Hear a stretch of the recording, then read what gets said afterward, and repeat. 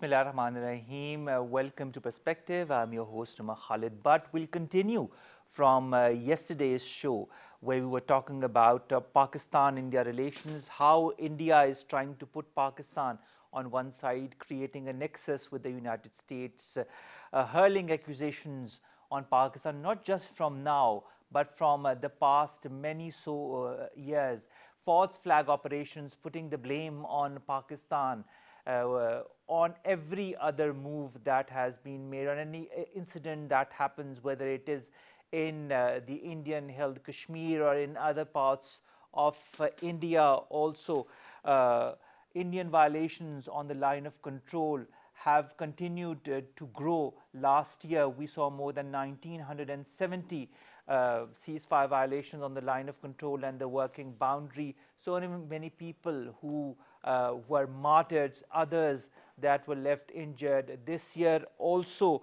the same amount, 335 ceasefire violations have occurred. 14 people have been martyred, 65 injured.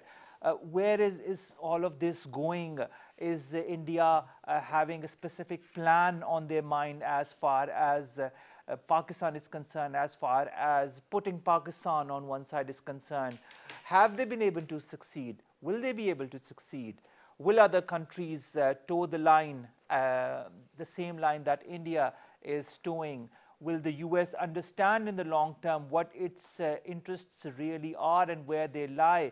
That Pakistan, a long-term ally, cannot be sidelined just because of accusations by another neighbor, India. To talk about that and more, and also about Pakistan's response on the line of control. The Pak army, of course, destroyed an Indian army post along the line of control while responding to the firing by Indian troops targeting civilians in Tatta Pani in Azad Kashmir. This was, of course, in retaliation. Pakistan has time and again said as well that we will not retaliate, but that this should not be considered as our weakness. And till when will Pakistan be pushed to one side? Till when will Pakistan not retaliate? To talk about also Pakistan's retaliation, to talk about Pakistan's moves, counter moves on the diplomatic front, on other fronts, we've been joined by two eminent guests. Let me introduce them to you one by one. On my very right is Javed Siddique Saab. He is an eminent journalist. Javed Saab, thank you very much to have joined us. And next to him is Brigadier Ehsan Ali Shah, you're a defense analyst. Brigadier Saab, thank you very much to have joined us. Javed Siddique Saab, we've been seeing what has been happening in India. We've seen how India, on any pretext, accuses Pakistan of being the perpetrator. Afghanistan does exactly the same thing, and the US listens to both these countries. A nexus has been formed, as we have seen, whether it be the civilian nuclear partnership between India and the US, or other deals that are either in progress or will be taking place in the months and years to come. Is US that, bound to rely on India in the region? Hasn't it realized the importance of Pakistan as a regional ally since the last few decades? I think the game is changing, and as I look at it, is that the Indo-American axis that has been in the offing for the last many years is posing a threat to Pakistan's regional as well as global interests. And I think ever since the United States has decided to hug India against China as a counterweight, situation has hugely changed. And that has emboldened India, encouraged India. And Mr. Modi, when he took over as the Prime Minister of India, his narrative has been that Pakistan is a sponsor of terrorism, that Pakistan is exporting terrorism not only to India but other neighboring countries. When India itself has RSS. Exactly. Even Modi's... And the Americans are also supporting this narrative. And the third partner now they have found is Afghanistan. So the narrative of India, Afghanistan and US is common, that Pakistan is a hub of terrorism, that Pakistan is harboring terrorists and extremists, and that Pakistan is exporting terrorism into these neighboring countries. Although our leadership, both civilian and military, they have made it very clear that Pakistan has made massive efforts to destroy and decimate the safe havens they are talking about in Waziristan and elsewhere in Pakistan. But these efforts are not being acknowledged by the United States, by India and other players. So it's really a challenge for Pakistan. And Pakistan, even the army chief was in Kabul a day before, and he assured the commanders, gathered there, that Pakistan has done a lot of work and Pakistan has cleared all these so-called safe havens from Pakistan. Pakistan is not allowing its territory to be used against any other neighboring country. But despite that, our narrative is not being accepted. It's not selling.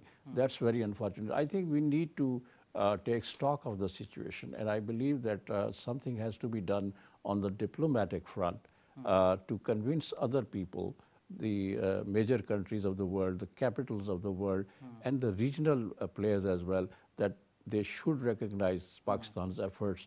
It is making very sincere efforts to actually eliminate terrorists and their supporters from Pakistan. So, but I think we need to redouble our efforts in that regard. But it's so sad, Javed Sahab, that despite the things being so evident and out there as far as our narrative, as far as our efforts to eliminate all terrorist havens in Pakistan is concerned, that still countries like the US and other superpowers do not understand or do not want to understand. Brigadier Sahab, what more needs to be done as far as Pakistan's strategic narrative is concerned? Because we have had two major operations against the terrorist elements.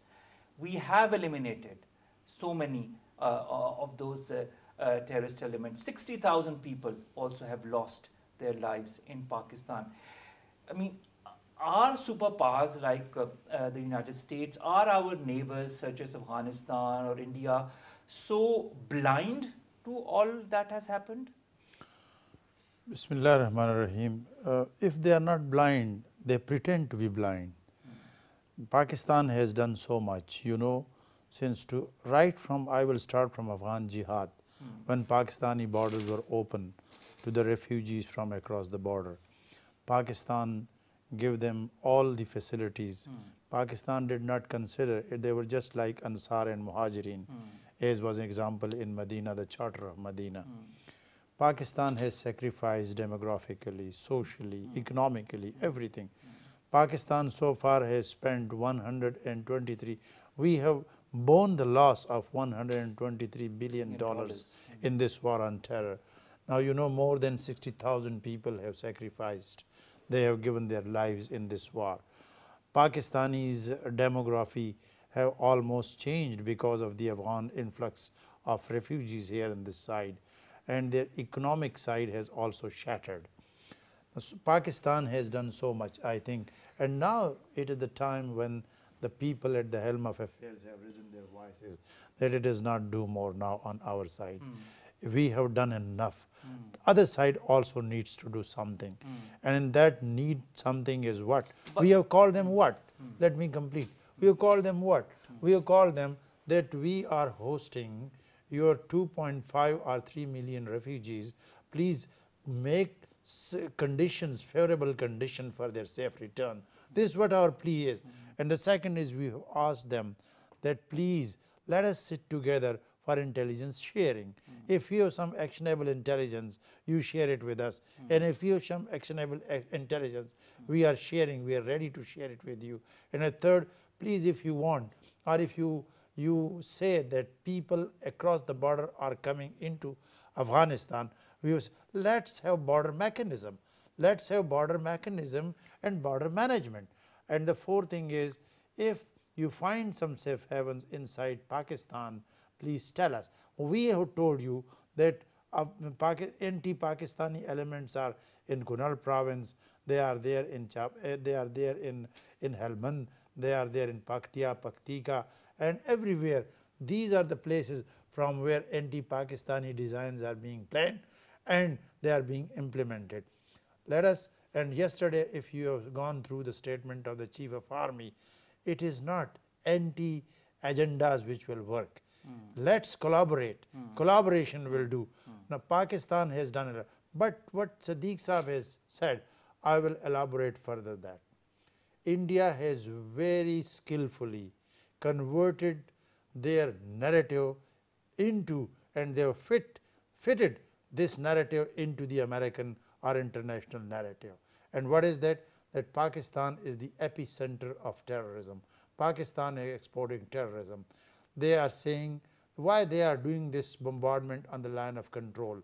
They are just hiding and telling the world that since terrorists are coming across India, as America is saying, the Afghan government is saying that terrorist Haqqani network is coming from across the border into Afghanistan, where the American forces and the Afghan national army and police are being targeted.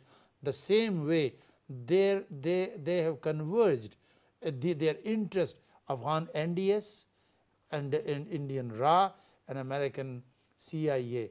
All of them, their intelligence agencies are one in this point that at the moment Pakistan has become the epicenter of terrorism. Now what Pakistan is required to do? I think Pakistan is very skillfully, very carefully, they are going to tread their way. We have to approach regionally, we have to bring on our side Iran also, we have to bring on our side and take into the confidence Russia also, we have to discuss it with China also, and we have to make it even the Afghan government also, that let's fighting is in the interest of nobody. Stable Afghanistan is much more in the interest of Pakistan than any other country. Why should we destabilize Afghanistan? We have given so much sacrifice and we are ally in war or terror. We are not enemies. We have not stopped our land routes. We have not denied our airspace. We have not denied any facility to the Americans and Afghanis in this war on terror, in spite of their being financially, economically, militarily, everything. And that is the biggest reason that Pakistan is collaborating. Pakistan is assisting. Pakistan is sincere in this war. Why you should convert your narrative with India?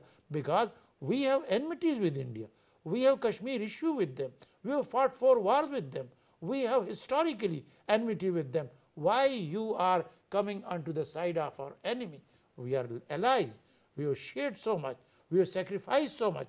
Together we will fight this war, and in togetherness there is a win-win situation for all of us, not both of us, for Afghanistan also, for America also, and for the region also, and Pakistan of course. But that is so true, Javed Saab, as Brigadier Saab talks about, that there is a win-win situation.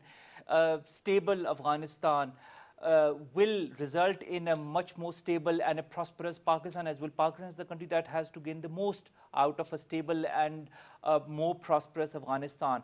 But despite that, Afghanistan is leaning towards its other neighbor, India, and putting its here and taking heed from whatever India is saying. So is the US. What is the long-term plan as far as this South Asian region is concerned? Is India hatching this whole conspiracy to put Pakistan on one side by putting pressure through different sources, whether it be Afghanistan itself, India, the US? And if so, is there going to be a tangible outcome of this pressure tactic by India? Well, I think in today's newspapers, there's a report that the United States, some of the analysts in the United States, some of the military officers and the intelligence, in fact, the national intelligence of the United States has made it very clear that Pakistan is fast slipping out of the US influence.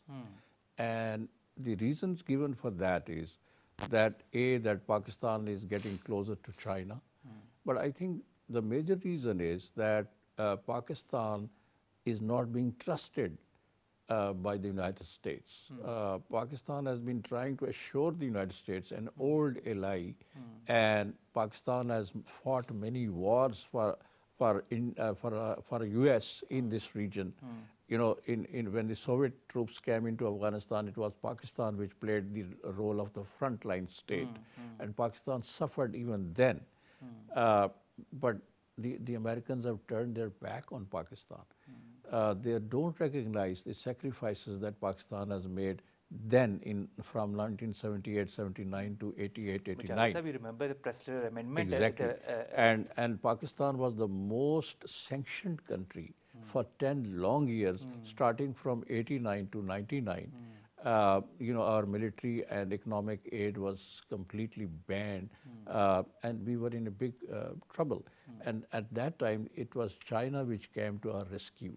So we have passed through so many phases, and unfortunately, Pakistan has never been trusted and relied by the United States. So it has been a one-sided relationship. But why has that been so? Pakistan has time and again proven to be a formidable ally for the US. But why doesn't US believe in that? Why doesn't US trust Pakistan? Because the US interests have changed in the region. First, it was their interest was to bleed the Soviet troops in Afghanistan and push them out of Afghanistan. And Pakistan played a very important role in doing that. And subsequently, the USSR dismembered as a result of this Afghan adventure. But then they turned their back on us, and Pressler Amendment was imposed on Pakistan. Our economic and military aid was suspended, and it was restored only when the 9/11 happened. And then, you know, they tried to build a new relationship with Pakistan, a new partnership with Pakistan, the war against terror. So this relationship has been changing, and specifically, Pakistan's role has changed because of the changing interest of the United States in this region. Now the US main interest in this region is basically to contain China. And they have found a new ally in the form and shape of India. And they are now trying to prop up India. They are, you know, you mentioned that they have concluded a civilian nuclear technology with India. They have also signed an agreement to produce jointly F-16 aircrafts in India. Also the drones. Drones, and the Guardian drones are being produced both by the United States and India together.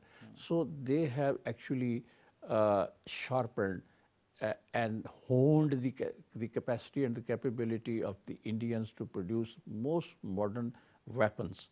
That is actually meant for China, to contain China. But it has serious implications for Pakistan as well. Pakistan's security, Pakistan's interest, its sovereignty interests of Pakistan, they're also being threatened. So this is an alliance. This is because the US is now has new interests in this region, and Pakistan is going to suffer. Pakistan is also being scapegoat. The failures of the United States and NATO troops in Afghanistan is writ large. It is evident, and Pakistan is being blamed for that failure. You know, if they have not been able to control, as you know, the BBC report, which was recently released, said that 70% of Afghanistan is now under the control of Taliban. So having spent trillions of dollars and having organized an army, the Afghan National Army of 300,000 plus, if they have not been able to control the majority of the area in Afghanistan, then Pakistan should not be blamed. And Pakistan has been cooperating, and still Pakistan is offering that we are ready to cooperate with Afghanistan. We are ready to do everything that's in our capacity. Pakistan has been stressing the border management, and I think recently the Army Chief also stressed the need to manage the border between Pakistan and Afghanistan. But that's not being done, unfortunately. And Pakistan is constantly being accused of harboring terrorists and extremists. Haqqani, you know, a bogey they have found, and they are saying, well, the Haqqanis are there, the Haqqanis have their safe havens in Pakistan. They organize and regroup themselves, equip themselves, and then they launch attacks in Afghanistan against the NATO and the US troops. So Pakistan, as Brigadier Sahab was saying, that Pakistan have repeatedly asked that provide us some tangible, actionable intelligence, and we will take action. But you know, this slogan is being raised again and again. This mantra of Pakistan being, perpetrators of terror is being said again and again, but not only by India but also by Afghanistan. Now they have joined the chorus, both India and Afghanistan. That is so true. That's unfortunate. Brigadier Sahab, 2 attacks in India, in the army camp in Jammu and in the Central Reserve Police Force camp in Srinagar, both blamed on Pakistan. Not the first time, won't be the last time.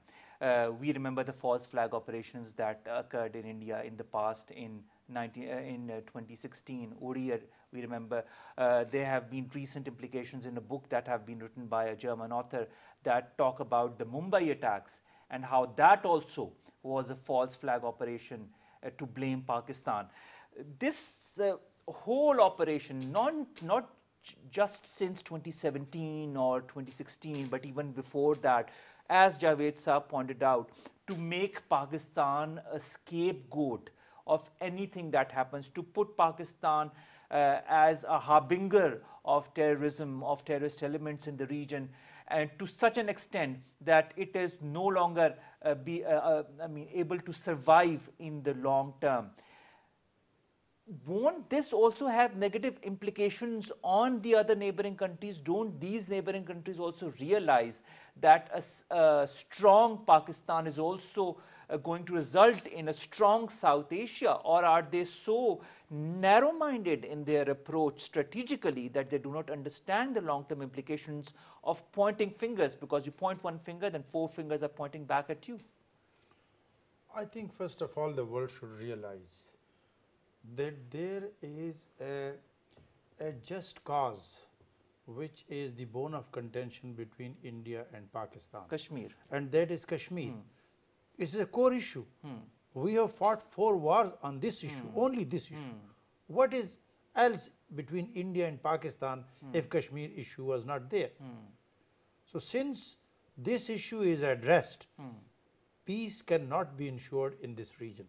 Stability cannot become in this region because so much sacrifice has gone, so much flood has gone, that not addressing this issue is closing your eyes from the ground realities. This is number 1. Number 2, India is living under a false impression. They are just edging and touching their shoulders with US, with America, with Russia, and living in this imagination that they are a superpower because they have already applied for the club of P5, and you say China had vetoed that, and that is because they could not qualify for that. Now, when Pakistan comes into their way, they think we are such a big power. Pakistan is a small country. So how come Pakistan can compete with us? We are a counterweight to China, and they want to sell this impression to the US, to the international media, that India is a big power, Pakistan is a minor irritant. But Pakistanis are more than 20 crores people. They are atomic power. They are the 6th largest nation, 6th largest army. They have the resolve with them. They have fought 4 wars with them. Their standing army has shown their proof, their worth everywhere. Now coming to India's this war hysteria which they are creating, they want just to combine their narrative with America, that Pakistan is continuously involved in terror against India, and Pakistan is continuously harboring the terrorists inside Pakistan and sending them across Afghanistan, where the Americans have said that they are fighting our nation, our soldiers. So they want to combine and converge their narratives with the American narratives. And that is why they want to then have a common nexus with Mossad, with American CIA, and with Afghan NDS. And that is the link and nexus which is encircling the interest of, and they are tightly involved in a proxy war now against Pakistan, inside Kashmir also. And Americans are not buying this idea that Indians are towing, that they are interested in their own interest. They are not fighting for the American interest. They want to raise this issue and now to manage this scene against Pakistan, because they are involved in a proxy war against Pakistan. This is number one. Now coming back to the issue which you raised, Kashmiris are fighting for the last 70 years. Rather more than that, they are fighting rather from 1846 for their independence. They have given more than 70,000 of people in this war. 7 lakhs of the Indian forces are committed inside Kashmir. They have not been able to quell and to quiet this issue. After Burhanuddin Rabbani, people are coming in throngs. Burhan Wani. Muzaffar Wani. Burhan Wani, people have showed their resolve. They are not getting back to their streets. They are not getting back to their universities, to their colleges, and he has given them a new life to this Tehreek. And Indian is afraid of that now. They want to sell this point that it is not an endogenous movement inside Kashmir. It is being funded and it is being financed by Pakistan. Otherwise, Kashmiris are part of India. They do not want any independence. They do not want any segregation from India. So that is a bogey which they want to sell. How far Americans have bought it? I think at the moment Americans are also towing the line of India. And why? Because just as a counter move for China. Now I am coming to that. Americans have got their own interest. When the Sadiq Saab has clearly said that the goals are being shifted. Previously it was to contain communism in this region, but after the dismemberment of United States of Russia, they have shifted their goals against China. Why? Because economically China is rising. Their new Belt and Road policies, which are connecting more than 60 countries, including Europe, Americans are not buying that. Americans are not happy on that, because when Nixon said that there is a giant which is sleeping, let it not be wakened, otherwise the world will be jolted. So that the Chinese economy is really jolting the world economy, and which is being felt by US. Now I am coming. China and India have got their border issues also. They have a problem at Doklam Plateau, and they have a problem in Arunachal Pradesh, Arunachal also. Arunachal Pradesh is a problem. Arunachal Pradesh. They have a problem there also. And then the India is trying to present themselves as a counterweight to China. Now, what Pakistan is required to do? The big question is that Pakistan needs to skillfully tread this way. You cannot negate the influence of America being a superpower, but you should not ignore the regional approach also. Pakistan should engage Iran also. Pakistan should engage Russia also. Pakistan should engage China also. And Pakistan should take US also into confidence that a regional stability will come. When Pakistan is able, and he is given this role to play, because we are more than 20 crore people, we have the 6th largest army, we are atomic power, you cannot ignore us. And if you want to corner us, you cannot ensure peace in this region. That is true. Nobody can ignore Pakistan, and I hope that other countries do realize. But Brigadier Saab was talking about Iran. Iran is in India at this as we speak. Hassan Rouhani is in India. We've got Justin Trudeau, who's going to come to India as well between the 17th, I think, from tomorrow to the 23rd. A lot of major powers are coming to India India is attracting them in one way or the other. But on the other hand, we've also got Amnesty International that is openly asking Trudeau to take up the issue of pellet guns in Indian occupied Kashmir while Trudeau visits India. Do you feel that organizations such as Amnesty or other organizations like the UNMOGIP that has not been able to play its due role in Indian occupied Kashmir might be given certain powers in the future, or do you feel that India will do its utmost and they will further curtail the importance or the power of such organizations? I believe that Indians are very deftly trying to promote and protect their strategic interests. Their strategic interest is to keep the Indian held Kashmir under their control. And for that, they have drawn up a strategy. And, the main pillar of the strategy is that they are blaming Pakistan, that it is Pakistan which is sponsoring terrorism in Kashmir as well, that it is sending people from across the border, militants who are inciting trouble in Kashmir. Otherwise, Kashmir is an integral part of India.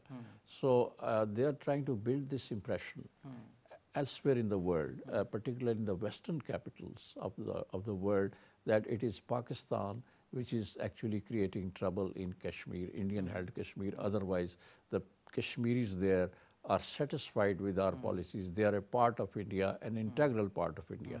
And the world is going to believe it because it is being said, it is being sold by the Indians. But sir, despite that, Javed Saab, but the problem is that it is an indigenous movement, and as you have quoted Amnesty International and other independent observers, international observers have pointed out time and again that it is the indigenous movement, that the people of Kashmir are dissatisfied with Indian occupation, that they are fighting against the Indian army.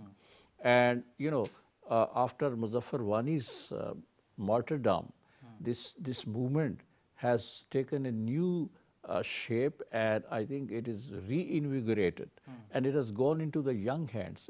It has gone into the leadership has gone into the hands of the young Kashmiris, and they are fighting this war. And the world must not close its eyes to this ground reality. The unfortunate part is that since the United States of America is leading the Western world, and the Americans are keeping quiet on this, and the other world powers, particularly the Western powers, are trying to appease the United States of America, and they are not actually making any noise about it. But previously, I vividly remember that a few years back, a European Union observers mission came to Indian-held Kashmir. They observed the situation, and then they went back and produced a report before the European Parliament alleging that India was perpetrating crimes against the Kashmiris there. The youths are being brutalized, and they said that this is the most beautiful prison on the face of this earth. So, the European Union, the Western world, they have been saying this, but they're not putting pressure on India to stop this human rights violation in Kashmir, to stop the brutalities to which the people of Kashmir are being subjected. So that's very unfortunate. And the Americans have also changed their narrative. Before 9/11, the Americans in their human rights report, the State Department in its human rights reports every year would condemn the human rights violation in Kashmir by India, but now they are keeping quiet because India is now an ally of the United States of America. So the world's standards, the world's narrative is changing because their interest demands so. But the fact is that the people of Kashmir are being subjected to tremendous pressure. They are being tortured. The women are being raped. The young people are, picked up from their homes, and their dead bodies are found outside their homes or somewhere else. So this is a practice which is going on. The pellet guns that you have mentioned, it's a well-known fact, and the social media has spread this throughout the world, that the pellet gun is being used by the Indian troops, Indian forces, in a brutal fashion. And the faces of young men and women in Kashmir have been, distorted. So this is a fact of life. But the United States of America and the Western world is keeping quiet on this. That's very unfortunate. So Pakistan needs to, follow a very proactive policy on this, that it is not Pakistan which is actually fomenting trouble in Kashmir or inciting trouble in Kashmir. It is the Kashmiris, indigenous young people who are fed up with this illegal occupation. Who are fighting for their right. Exactly. To right of self-determination, which has been promised to them by the Security Council of the United Nations. Exactly, and not since now, since the late 1940s. Yes. Brigadier Saab, geostrategic partnership between India and the US, you've got the most beautiful prison, as Javed Saab says, in the form of Indian-occupied Kashmir.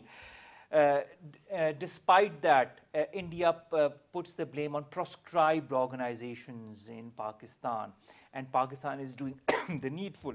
The President, Mamnoon Hussain, has passed an ordinance that has amended the ATC Act of 1997.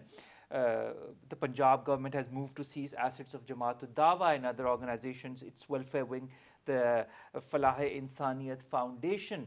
We are doing the needful to stop these proscribed organizations. We are aware and we are doing the necessary efforts to remove such elements. We have done so with two important movements done under the army in the past, which have caused so many deaths, but have also removed the terrorist elements from areas of Pakistan. Despite that, the US says that it's going to put more sanctions on Pakistan. The FATF is going to meet in Paris between the 18th and the 23rd of this month, and they will decide whether Pakistan should be put on a certain list of countries, and when Pakistan is put on such list, that will create issues for Pakistan as far as its economic standing is concerned. In all of this scenario, Brigadier Saab, what is lacking from the Pakistani side to be done? At what, as Javed Saab says, that we need to be more proactive. How should we be more proactive? I think Javed Saab has rightly brought this point out. Pakistan needs a proactive approach on all the sides. Pakistan should send delegations to outside, and they should project their sacrifices. The Pakistan army has done so much against the terrorist organization. Raddul Fasad currently is in front of your eyes and the world eyes. It should be projected what this Raddul Fasad has achieved so far, what Rahe-Najat had achieved, and what Zarb-e-Azab had achieved. So it is a military approach which should be projected. On the other side, that Pakistan has given the sacrifice, the army jawans, the police, the law enforcement agencies, the civilians, what sacrifices has been given on that side. But do we need to tell them? Don't they know? Isn't this so but obvious? It needs more proactive approach and projection. So the world should come to know that yes, and we should write a list down, we should make presentation in the World Embassy and the international fora. This is number one. Number two, Pakistan should raise this issue on the international forums also, in the General Assembly, in the Security Councils, in all the world conferences and world organizations, that this Pakistan is doing, this Pakistan has suffered, and this Pakistan intends to do in future. And then Pakistan should put up its demand also, that we have done this and we want that the international community should do this. And in that I have already said to you, let us sit together and collaborate.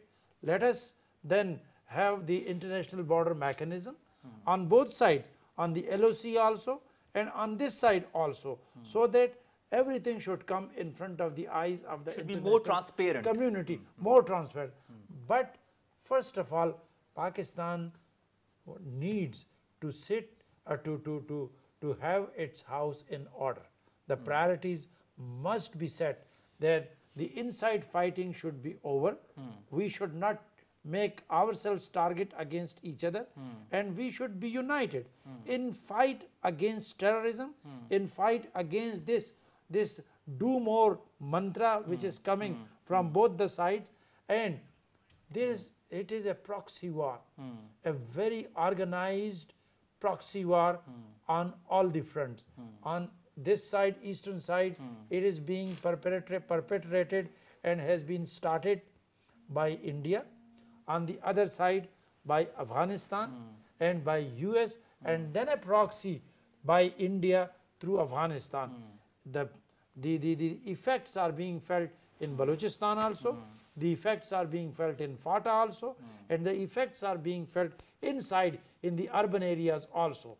Pakistan needs to organize its approach, proactive approach, and very vehemently should convey their message to the world that Pakistan is doing this, you need to do this, let's sit together, collaborate and fight this war on terror. Exactly, and find a solution that is in the interest of everybody, all parties, including Pakistan. Thank you very much, gentlemen, to have given us the time, to have given us your important points of views on this important situation that is evolving as the days pass by, and we will see more developments maybe after the FATF, what the US decides to do and how Pakistan has been able to project its image and what it has been able to do. Javed Sahab, thank you very much. Brigadier Sahab, thank you very much. Ladies and gentlemen, we have done enough over the last few years as far as the fight against terrorism. We have sacrificed enough. We have been affected economically. More than $120 billion in this war against terror. It's time that the US realizes Pakistan's efforts. It's time that other countries also realize the importance of Pakistan as a strategic partner, the importance of Pakistan as an important South Asian country, and the importance of Pakistan in the years to come as far as making this region a stronghold is concerned. Thank you very much. Take care of yourselves. Allah Hafiz.